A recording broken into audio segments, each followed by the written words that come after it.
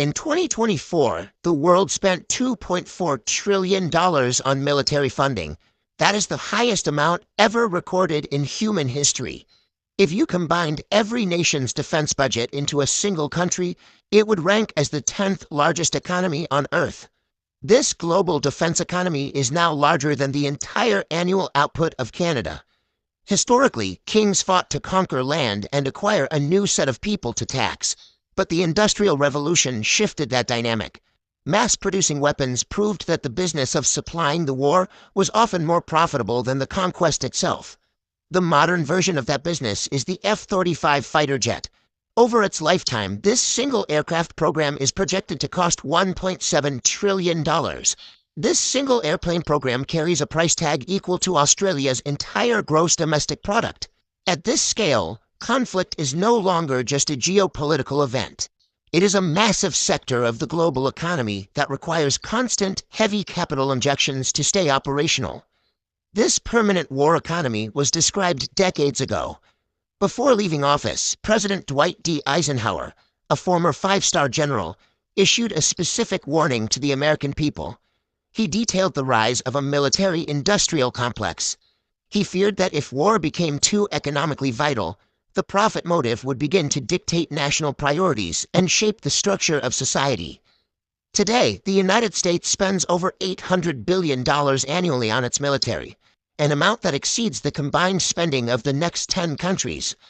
Eisenhower's warning focused on the creation of an economic engine designed to function whether there is an active conflict or not. How does an industry justify trillions of dollars in equipment when the world is at peace? They rely on a concept known as deterrence. The logic of deterrence is total.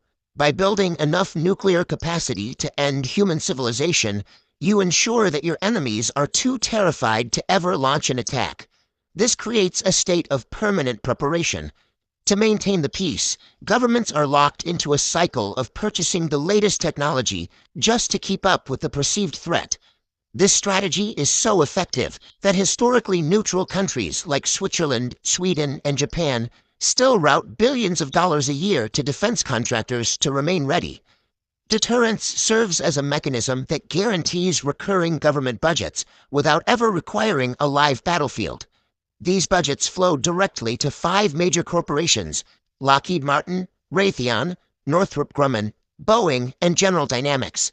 They take the orders, manufacture the hardware, and collect the revenue. The industry also benefits from the consumable nature of war. Every soldier deployed represents hundreds of thousands of dollars in gear, from night vision optics and body armor to communication systems, which must be replaced. Because these budgets are measured in billions, individual costs are rarely scrutinized.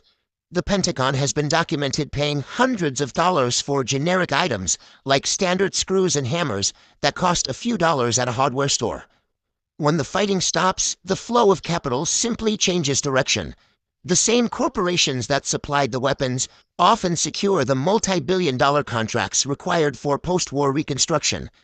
Private firms earn billions in profit to rebuild the exact same foreign infrastructure that the industry's own military products had just recently destroyed. It is a closed loop. The government funds the destruction, the conflict creates the demand for replacement, and the government then funds the rebuild.